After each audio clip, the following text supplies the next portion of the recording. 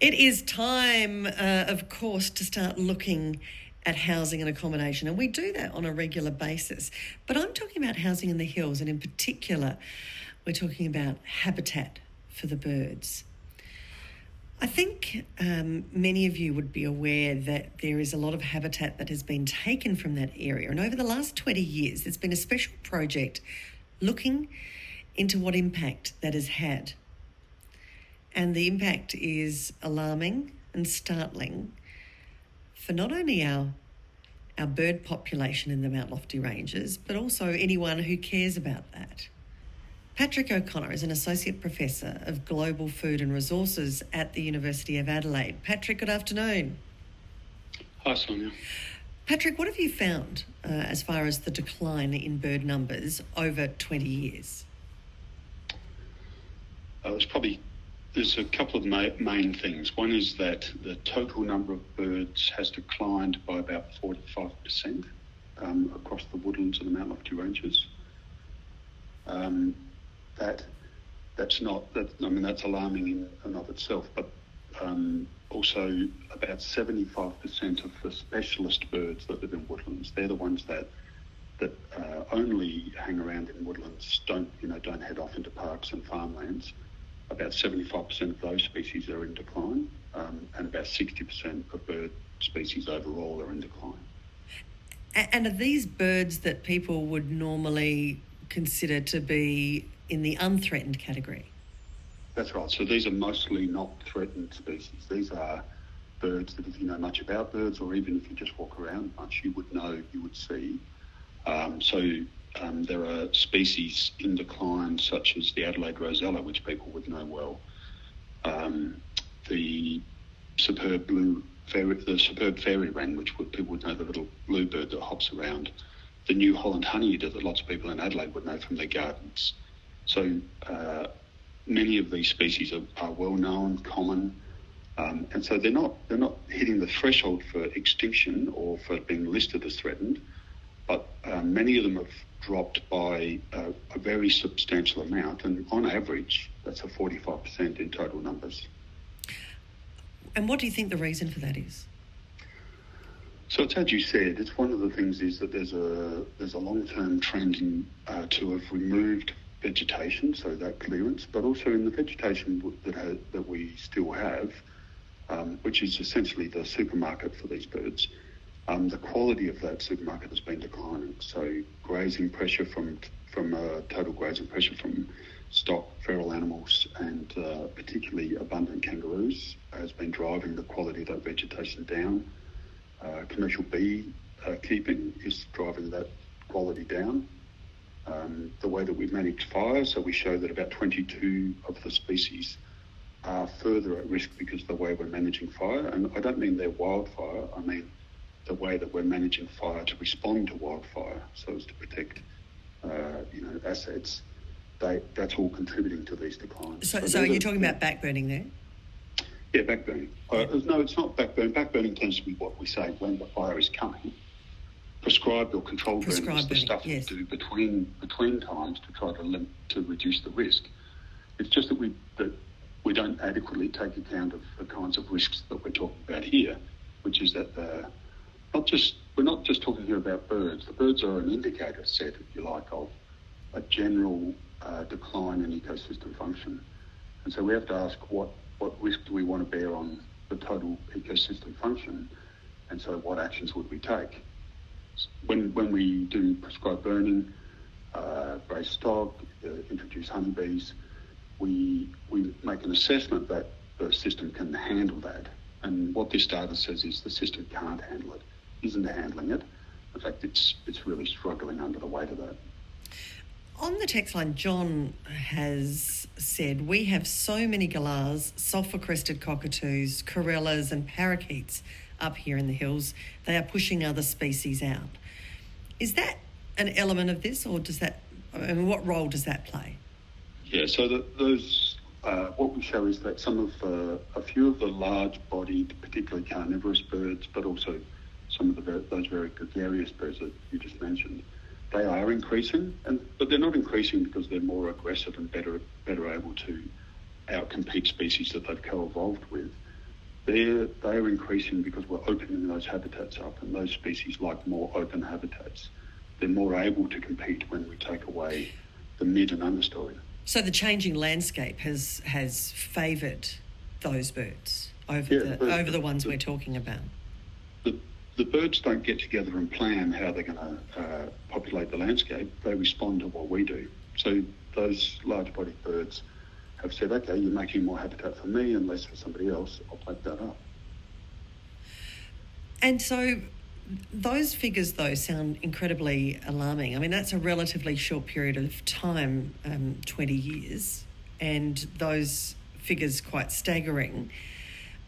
Is there a chance to turn that around? There's lots of things we can do, and I'm certainly happy to talk to any groups that want to do something about that, industry, farmers, whatever. And we have, this isn't the only research we've done around this problem. This is just a kind of indicator set of the problem. We have the ability, we have the knowledge, we even know the economics of being able to restore these systems. We can do that in a way that benefits people, the landscape, but we do have to have a serious think about what we value in that landscape. And so conversations around that value is very important. And we also sometimes think that if something is happening, it must be adequate. I think the message here is that across this entire landscape, I mean, we measured these birds from Truro down to Cape Jervis. So across that entire Mount Lofty Ranges landscape, that's where the decline is occurring. It's not just in a little patch. I'm talking with Patrick O'Connor. He's an Associate Professor of Global Food and Resources at the University of Adelaide. We'll come back to him in a moment and talk more about what he believes can be done at 18 minutes past 1. But first, let's bring into this Dr. David Payton. He's the Director of BioR. What is BioR, Dr. Payton? So BioR is a not-for-profit that tries to put back habitat in heavily cleared landscapes to try and support some of these birds. So there are a whole lot of issues that really underpin this. One of them is that the Mount Lofty region has been too extensively cleared. So back in the 1980s, when only 10% of the vegetation remained, this state was the first state to introduce legislation to prevent further large-scale clearance, and that's largely been in place since 1980. But with just 10% of the habitat left, the prediction is you'll lose half of the woodland bird species through time unless you put back more habitat. And where basically Patrick's data is largely showing us that we are losing these birds from this landscape, and it's not simply that we're not managing those remnants well, we're not managing them well, we've got lots of perturbations on them, but the amount of habitat is going to be insufficient to support the numbers of species that were originally here when South Australia was settled by Europeans. So the solution really is about putting back habitat, and it has to be at scale. Some of these bird species which are struggling have home ranges of 200 hectares. That's 200 football fields of good quality woodland habitat. There are very few places in the Mount Lofty Ranges where that amount of habitat exists. So BioR was established to try and put back the complex woodland habitats or equivalents to actually support some of these declining birds. And some of the first work we did was on Kangaroo Island at a place called Cygnet Park. We put back about 175 hectares of complex habitat on cleared agricultural land on this farm, and it's gone from supporting one bird per hectare, mainly magpies and species which are widespread, to now supporting about 10 birds per hectare, including quite a few species that are now going to be listed as threatened under the latest arrangements because of the fires on Kangaroo Island. So we know we can build these habitats. We've just got to build the scale of those habitat reconstruction programs to prevent those species losses. Dr. Payton, why is it important we keep those numbers up? I mean, the hills face and hills areas are changing, and we know that it's been cleared for more people to go in there. But why should we keep those bird numbers up? I think there's some fundamental questions here. One of them is, what does society want and what do we value? But for me, these birds disappearing from the landscapes in which we all live is really telling us that none of us are living sustainably in our landscapes. If we were, those species would not be declining, and if we were managing the system in a sustainable way, those species would not be declining. And I think that's the fundamental, and you can put this into an ecological footprint type argument. For example, just about every Australian needs around about 7 hectares of habitat to support their lifestyles.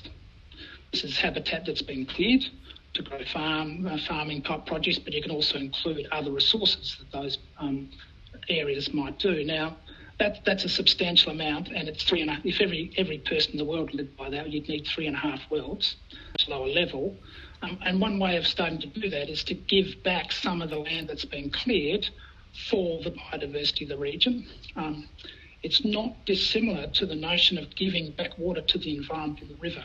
We have overexploited this system. We need now to actually give something back to it if we want to keep the species we've got.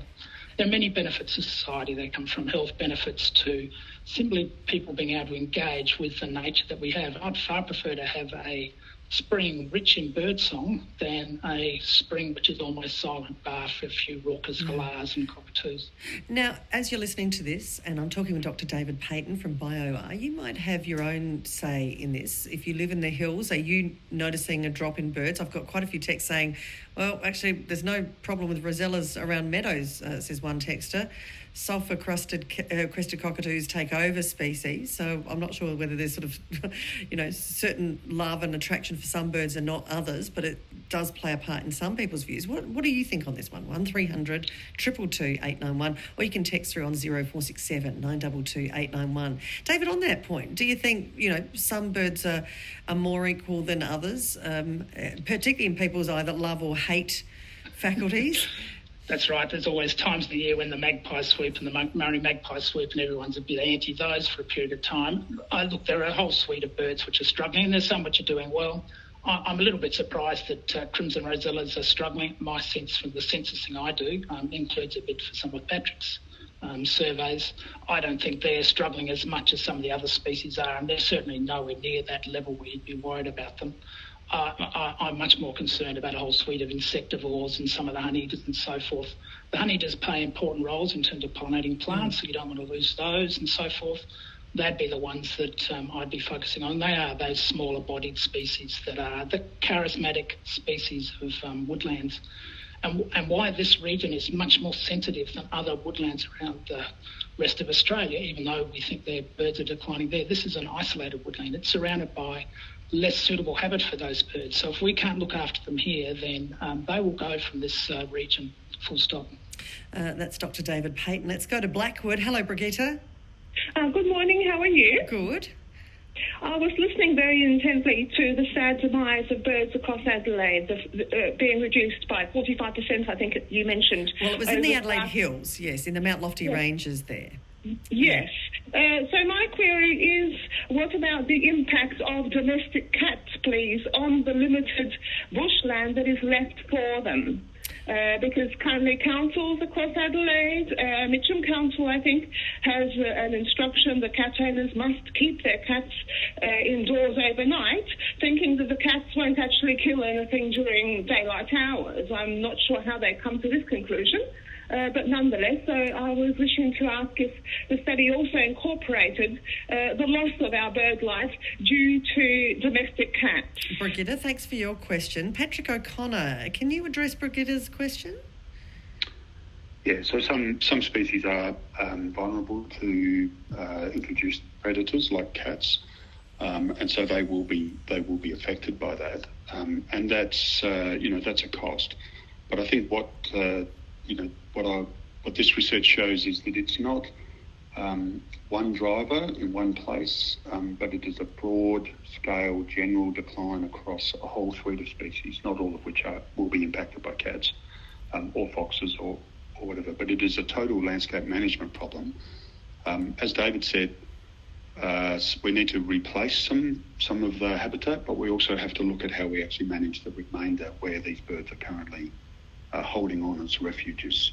If they're going to radiate out into new vegetation, if we're able to create that, then we have to look at the whole suite of drivers of the change. Cats is one of those. Cats is one of those. Okay, so if we're looking for solutions, what, in your view, are those solutions? So we can fairly easily change the way we manage the remainder of the woodlands, so that we can reduce some of those threats. We can fortify our resolve to protect our national parks and not have them increasingly degraded through commercial activities. We can take action to extend the woodlands that we have through mechanisms like David was talking about. Some restoration is good. I just want to make the point that the scale at which we currently restore, I made the analogy of a supermarket deal across the entire Mount Lofty Ranges. If you were the shopkeeper, 45% of your stock has walked out the door over this 20 years. And the programs we have running at the moment are about the scale of restocking the yogurt. So there are solutions there, but they are way out of scale to the current challenge. Okay. So what you need is a greater will to change this at the moment, Patrick. We need a very clear conversation with the community, with industry, with policymakers about what we value. So, you raised it as a question now, what does it matter if some of these birds, what are they doing for us, etc. We need a big conversation about that. And as I said at the start, these birds, we measure the birds, but the birds are essentially also an indicator set of a whole suite of other things that we value. Well, because given that one of the solutions is to extend that bushland, how viable is that going to be when we see what value is placed on development, for instance? It's not going to have a commercial return. So when we're talking about value, it's got to be something other than monetary value. The truth, Sonya, is that most restoration is funded by offsetting loss.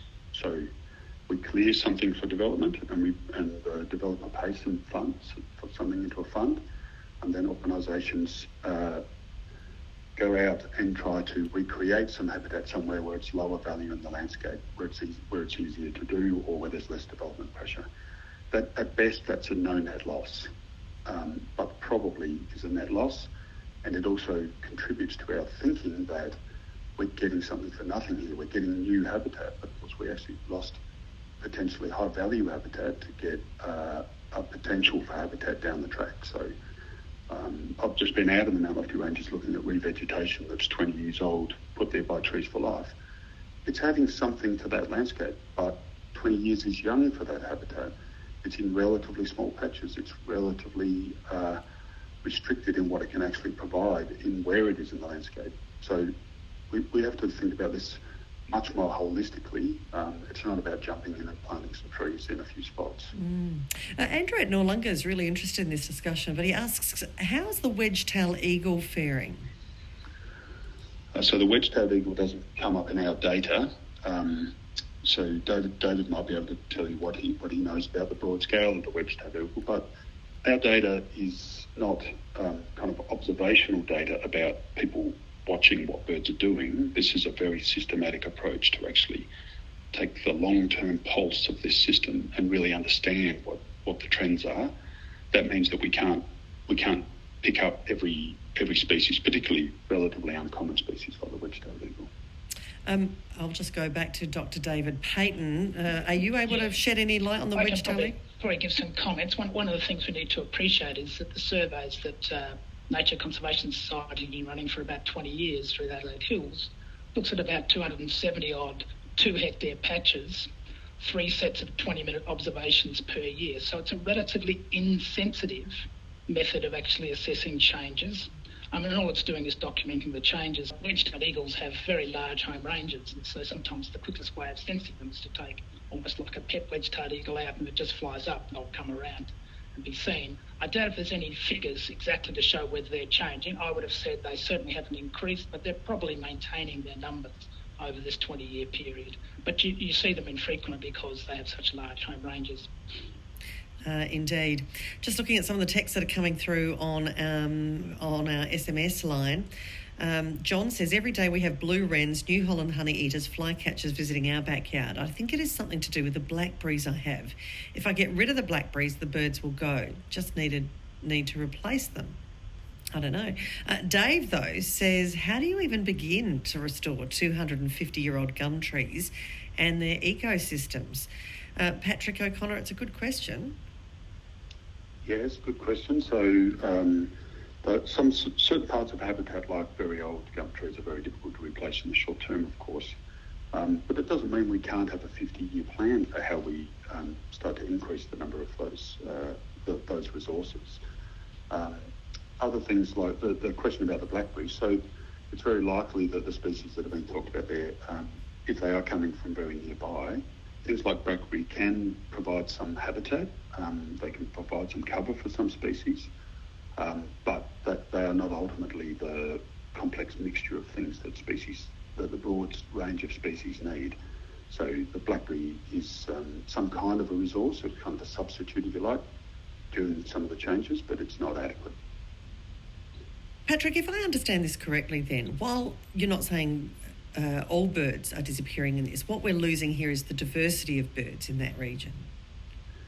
Yeah, so the study was deliberately designed to be able to track in the woodlands of the Mount Lofty Ranges at the highest statistical thresholds what is really happening. And so we can detect at the moment, it takes a long time to detect trends.